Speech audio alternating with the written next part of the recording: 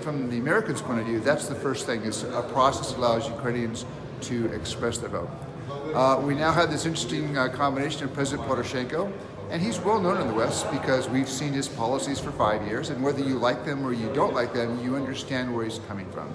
Mr. Zelensky, it's kind of a question mark, I think, in Washington, because people aren't quite sure what policies they'll pursue. And I think this is one thing I think Washington would like to see in the next 7 days, is can he define in more specifics what he would do if he wins the election, as polls suggest he will. It goes back to when I was here already 20 years ago.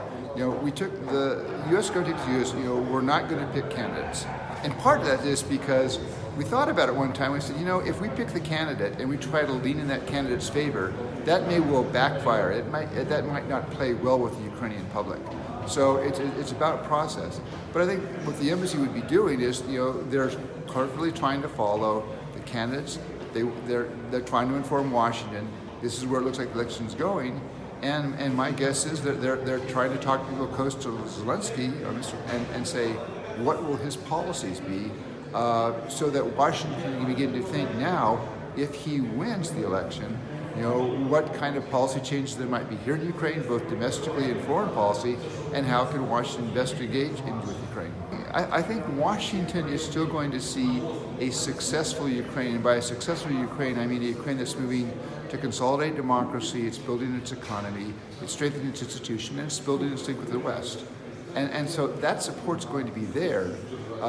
Any changes in Washington policy would probably be triggered if there were changes by the new administration here. The American point of view, in foreign policy terms, the question is, what would a Zelensky presidency mean in terms of how does Ukraine engage with Russia in sort of trying to find a solution to the conflict in Donbass? And there's been sort of general statements of support for Ukraine's course to join NATO and the European Union, but what does that mean specifically?